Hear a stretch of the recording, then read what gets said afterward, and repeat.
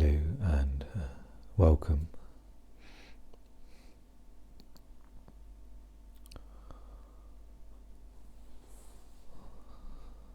In some ways this feels like episode 1 of the podcast, not whatever number this is.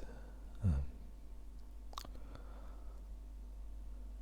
think for the previous episodes I've always recorded this as an audio. I often,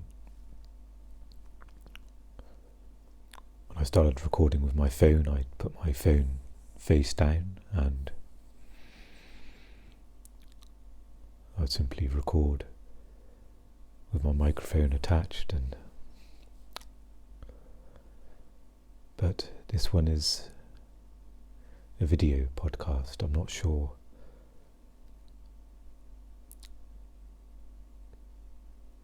if I will continue to do these or go back to audio. In some ways it ultimately doesn't make too much difference, but I was getting the sense that we live in such a world where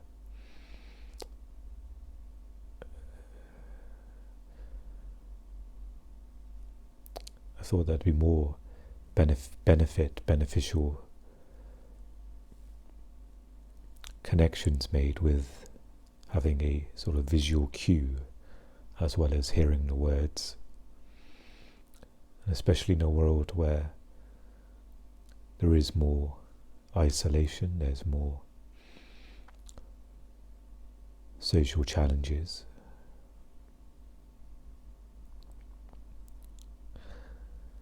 And I know if I was listening to a spiritual video and there was the option for not just hearing the audio but being able to see the person talking, then I would prefer to choose that. So I'm putting aside any sort of worries or being self-conscious,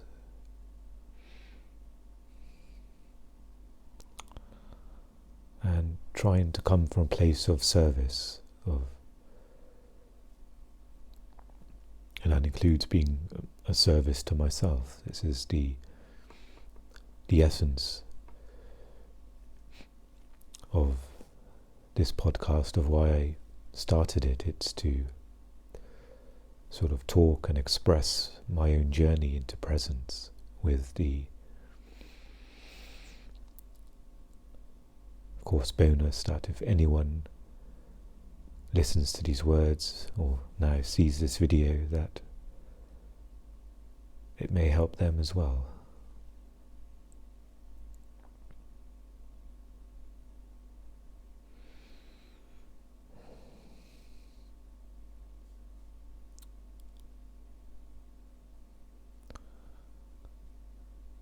So I'm aware of the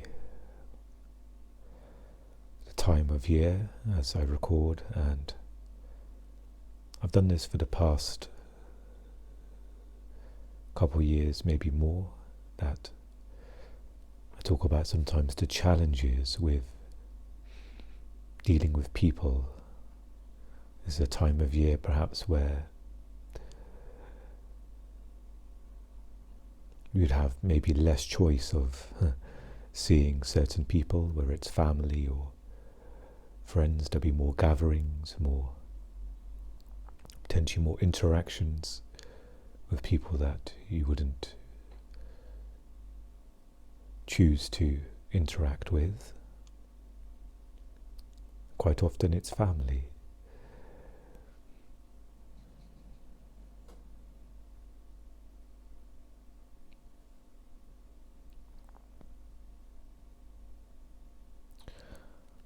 What comes to mind is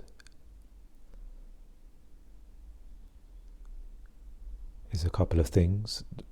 The first is to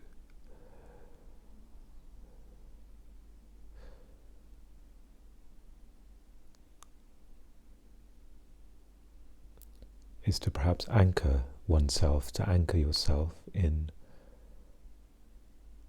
the present moment. This could be, before you leave the house or before they arrive, if they are visiting. This could be on the car journey over. You could leave extra early and get there early and just sit in the car for a few minutes.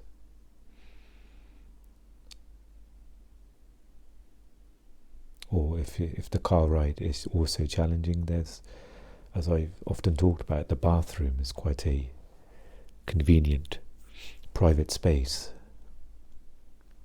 that you can take advantage of.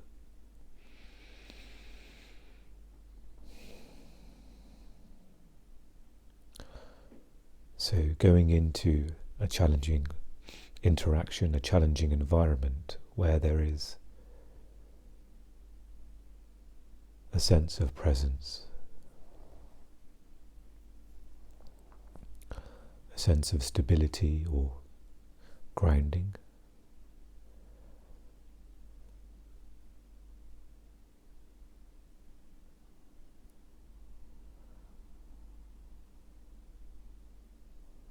And it almost provides a buffer for what comes your way.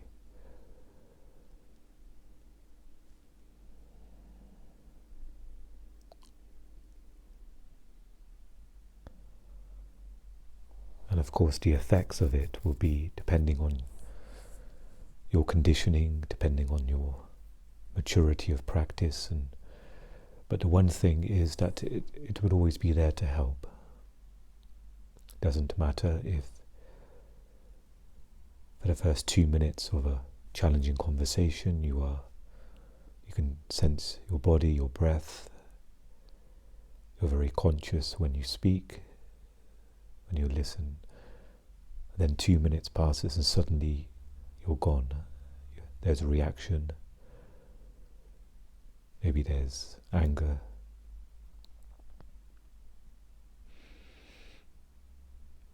There's always the opportunity to return to presence.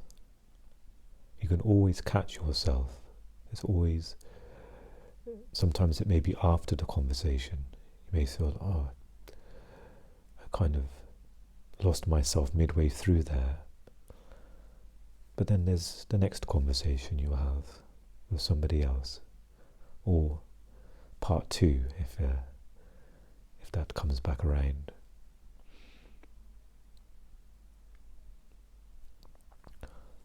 So the essence would be not to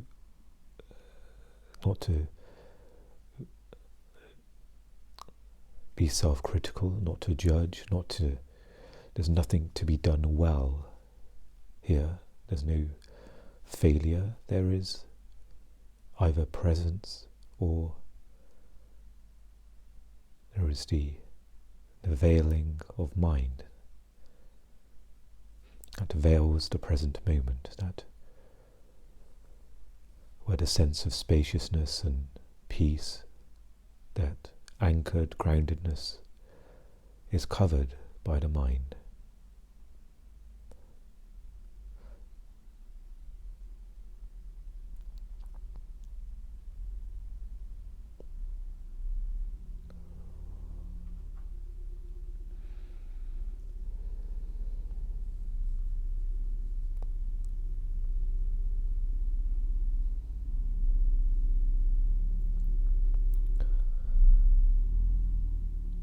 So whatever technique works for you, whether it's anchoring your sense of presence with the inner energy field of the body, and for those, I'd use the example of that Eckhart shares of you were to have your hands not touching anything, it's in the air, close your eyes and to ask yourself the question that how do I know my hands are still there? And follow that. And can you sense the inner energy within the hands. And perhaps you can sense it in other areas of the body, the chest, the arms, the feet, the legs. So while you're listening to perhaps a relative or friend, you notice or recognize the connection there with the inner energy field, the awareness of that, and allow that to almost be your protection, a safe buffer from you can listen from and speak from.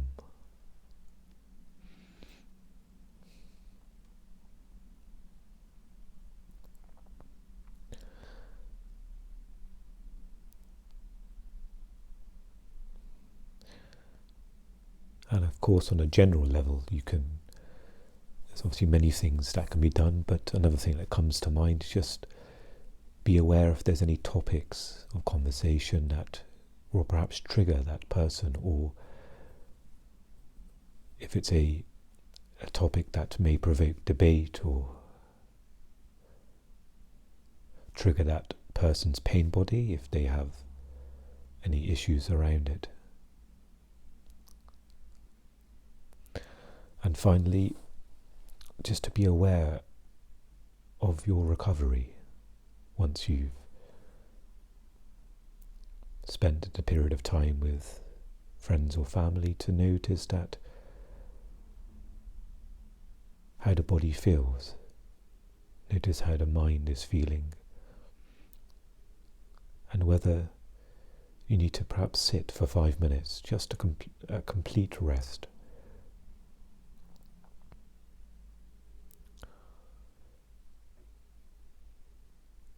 When you're present, this becomes almost automatic. There's a noticing of tiredness, and there's a clear knowing of what needs to be done, whether it's resting the body or maybe closing the eyes for a few minutes.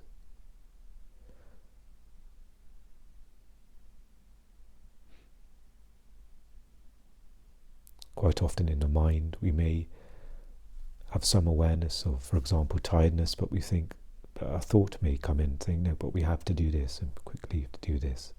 I'll do this first and then that, and then I'll sit down afterwards.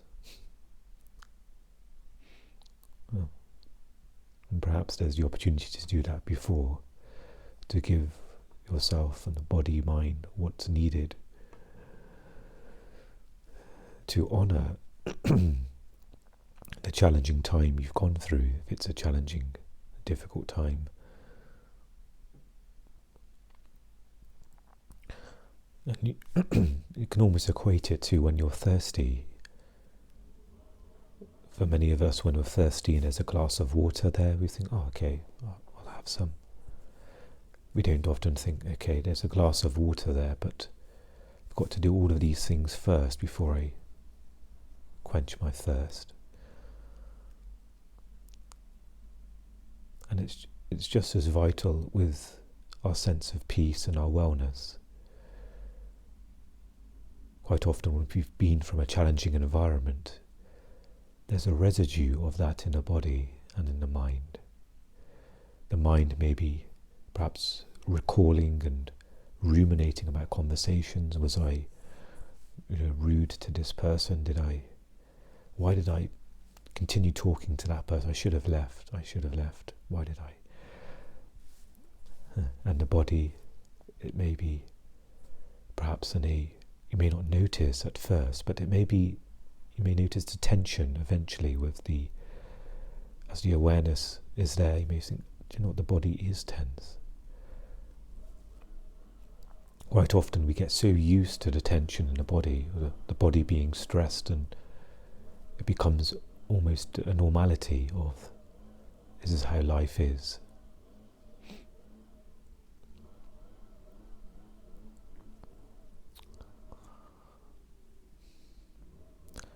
not sure if you can hear the revving of the engine. I hope it's slightly less for you than it is for me, but we can allow it to be part of our practice, just as it, I think, stops. But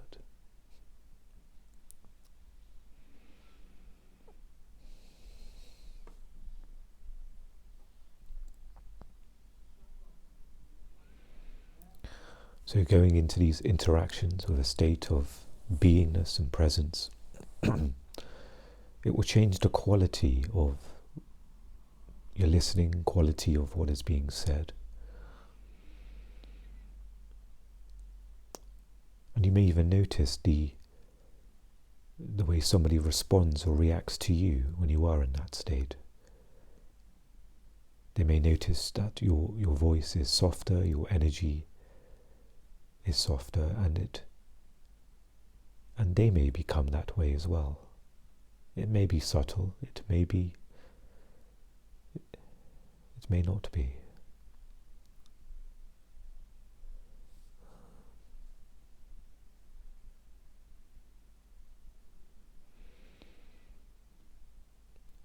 So just a few small, simple pointers there, some steps that can be taken when going into a challenging environment. And again, at any time, you can step into the present moment. Whether it's midway through talking, you can notice, have I lost the present moment? Of course, you can't lose it, but just a figure of speech.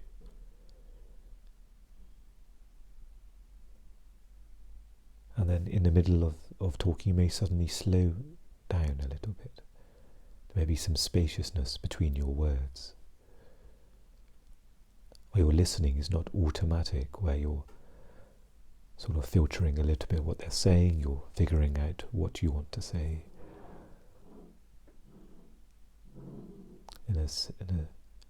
In the spaciousness, you may not be worried about what you need to say. It's all just the listening. And if whatever needs to be said, if anything, that will arise from that sense of intelligence, from a deeper intelligence, not the intelligence of mind, of perhaps what they want to hear, or what should I say, that doesn't. The mind's always, figuring things out. It's calculating, but there's a deeper underlying intelligence that, accessing that, then there isn't a processing needed. Like if I say this, then perhaps they'll say that, and then I shouldn't say this, and all of that is almost, it's seamlessly included in that intuition.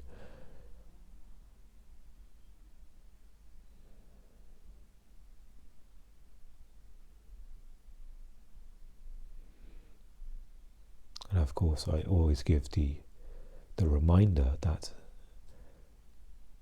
if you have to step out of the room, then using the bathroom's a good excuse. I should hope no one would stop you from going, and it feels more of sometimes an easy way to exit, versus sometimes saying I have to go, or I need to step out for a moment.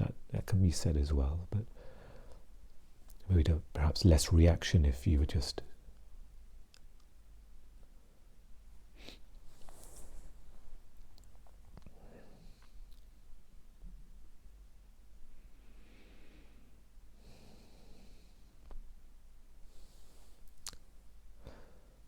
So I'm aware it's already been 20 minutes of talking, so I did have the intention to continue some reading from Sadhguru's book on karma, something I've gone back to, I've had breaks from as well.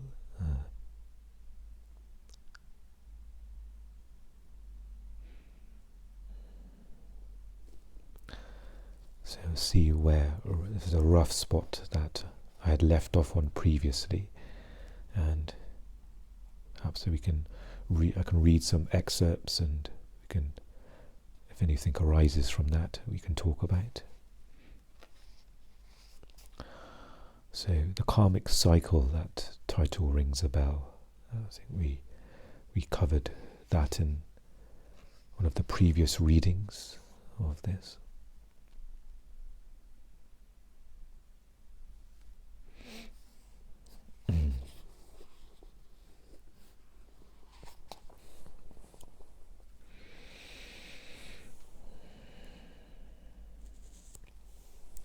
So perhaps we'll pick it up here with this. We're still in a chapter which is called Karma, the Internal Enigma, and this is a section within the chapter here. And of course I always remind that if this book reaches you, if this is a helpful resource and tool, you can always support the author with purchasing a copy of the book to read in full. I'll only be reading sort of selected passages and talking through if anything comes up. But so this section is titled "The Tedium and Tyranny of Karma."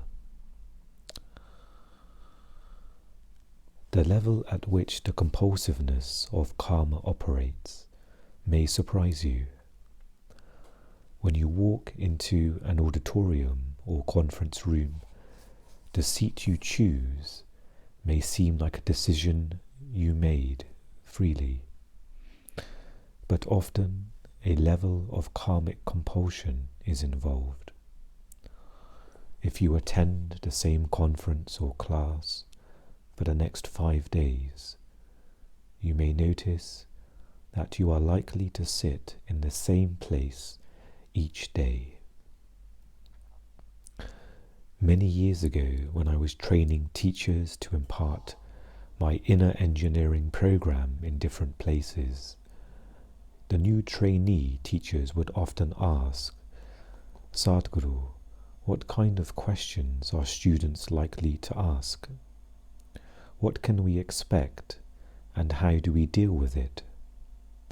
So I made a chart for them of the arrangement of the class and told them, "See, if a person comes and settles down here, this is the kind of question they are going to ask.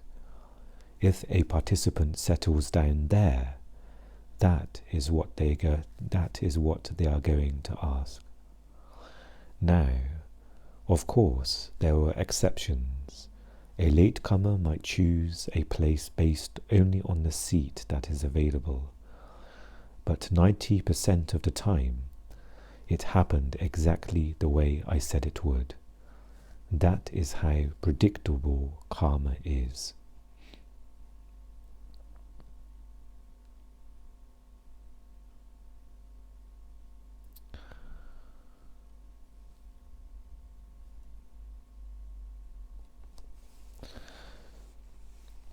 It goes on to say here that a karma is not some external system of crime and punishment. It is an internal cycle generated by you. And that these patterns are not oppressing you from without, but from within.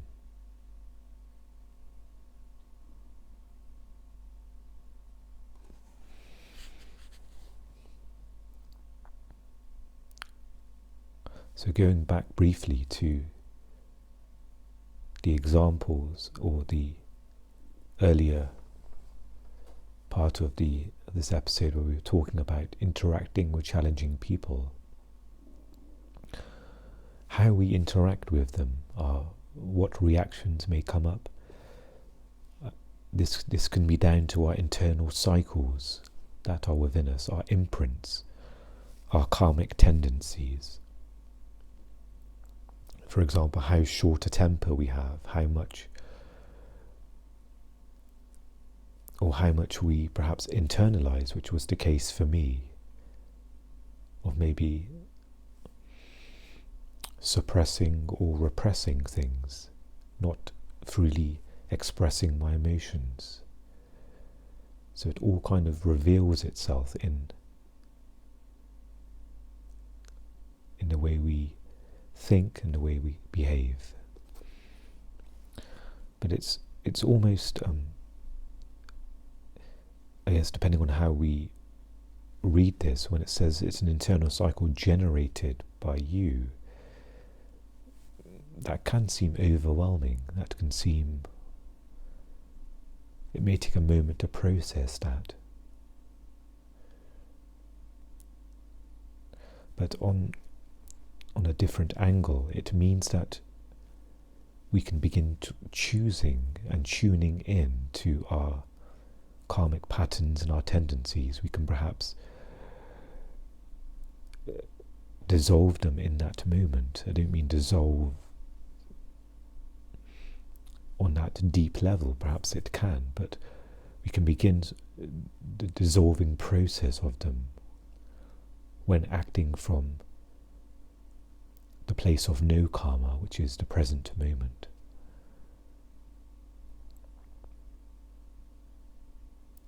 Not the automated practices and habits and tendencies that are there in the mind.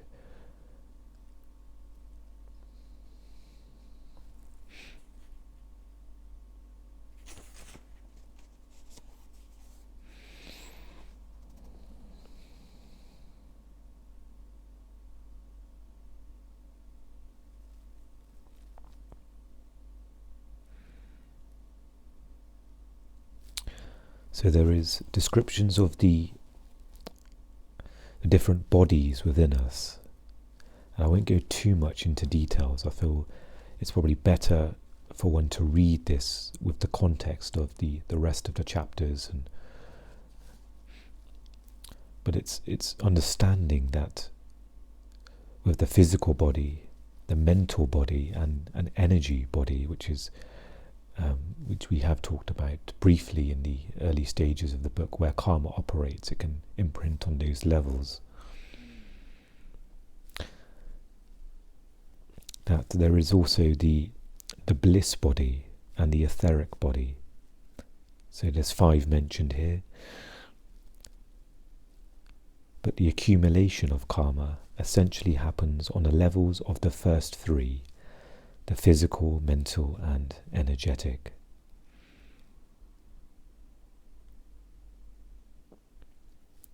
Therefore, even if you break your body and your mind, your life energy continues to bear the karmic imprint like a computer hard disk.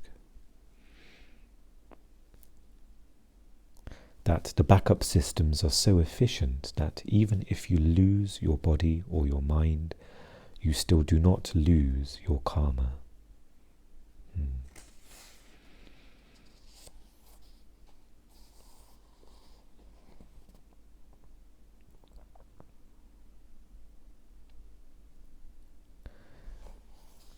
However, it does not matter what volumes of karma you have. The moment you start stepping into the subtler dimensions of the etheric and bliss bodies, your karma cannot touch you. The law of cause and effect can operate only on the physical, mental, and energy levels. Now, of course, a lot of this language and perhaps we can, just for the sake of speaking, the ideas of what's being referred to here is obviously very deep, and this is just the beginning of the book, so perhaps add some lightness to these ideas shared, because often what happens for me, the mind may try and sort of compute and absorb this, and of course there can easily be stress and overwhelm, and what does this mean, or how does that affect me? So quite often I find it's helpful sometimes to read something in small doses to allow for some time to go by for things to be absorbed and processed.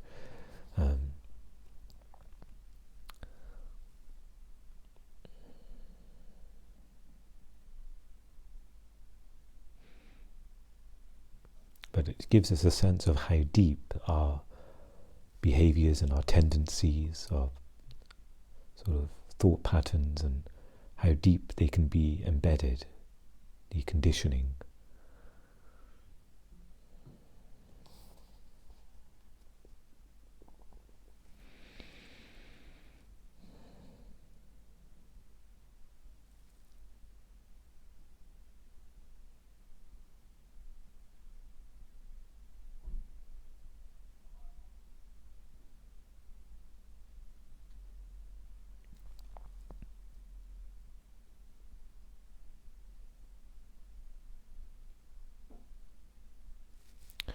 So I'll read this final passage of this section here.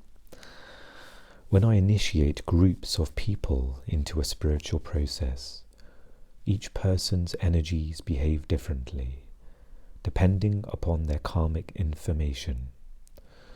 Though the same process is offered to everybody, each person's energy response depends upon the type of karma they carry.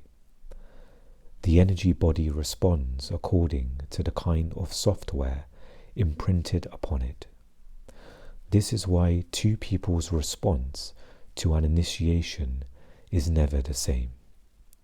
In short, karma operates on many different planes. You cannot shake it off with physical illness or accident, dementia, psychosis, or death. You will notice that even those who are mentally ill do not behave similarly. Their karmic structure may be out of control, but it still governs the way they behave. Unless you loosen the grip of karma, there is no way out.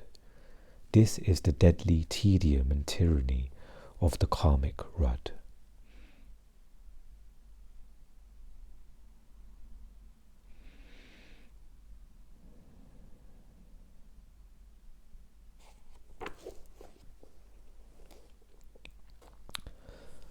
So again, it can be quite heavy to hear the sort of generated cycles that we have created.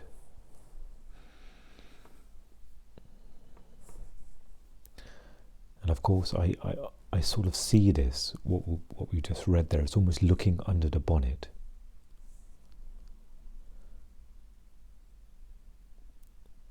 And for some people, it may help in understanding. For others, it, depending on the mind. So, I'm talking about myself as well. So sometimes the mind,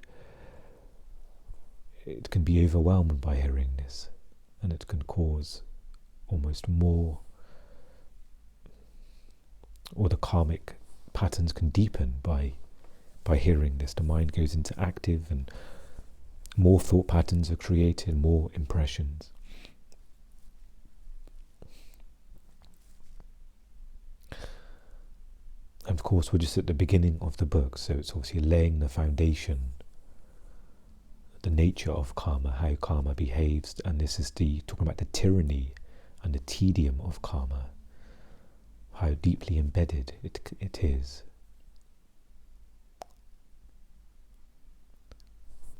And of course, for those who've listened to earlier episodes of Eckhart's work, that is almost the antidote to loosen the karma, which was mentioned here, unless the grip of karma is loosened. And we can think of the word spaciousness.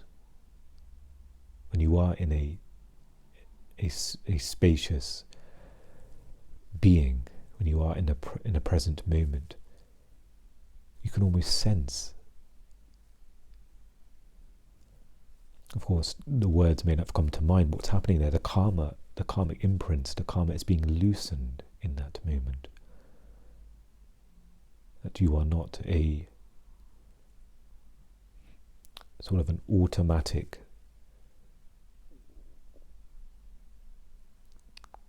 human being running code. It talks about software imprinted here. Once we are in mind, and there isn't the awareness is covered by mind, then the software is running. Whatever our habits and our ways of being are, that's going to happen. But when we add the element of awareness, aware presence, when we are alert to whether we are in mind or whether we are in the here and now, this is what is loosening the grip of karma.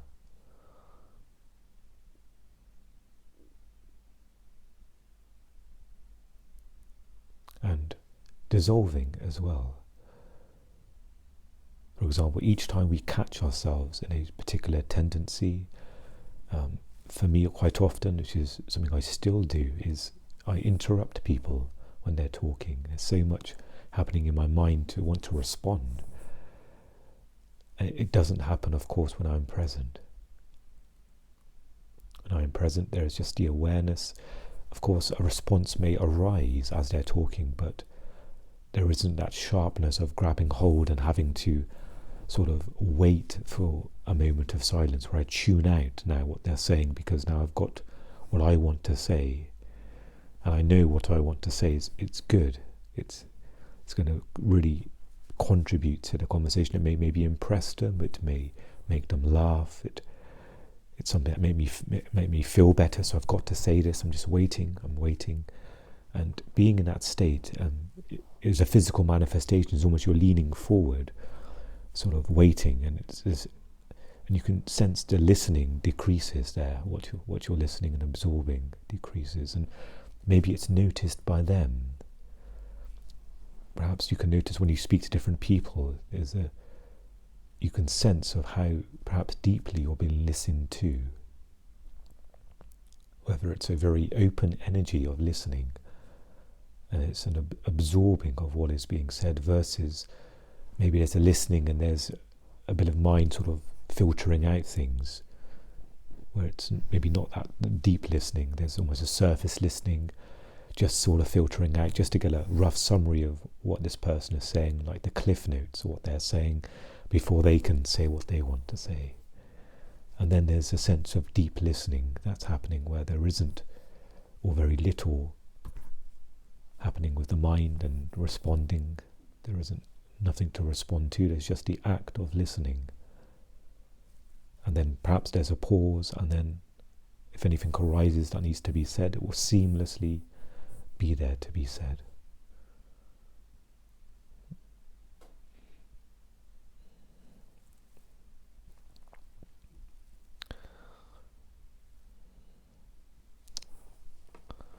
So I'm going to wrap up this episode soon. So I know it's been a little bit of time since I last recorded. I believe it was, I don't know if it was far back as September. We're on December now, but of course in that episode I do recall talking about my health and mental health, and how much obviously I was enjoying recording. And so again, I'm just taking things in my stride. I'm not sure how much I'm going to record, and if it's I'd perhaps like to record regularly again if I can, if my health remains as it is. And got the shivers. And continue perhaps reading the book when possible as well. But yeah, okay, I shall wish you well, and I will see you again very soon. Take care.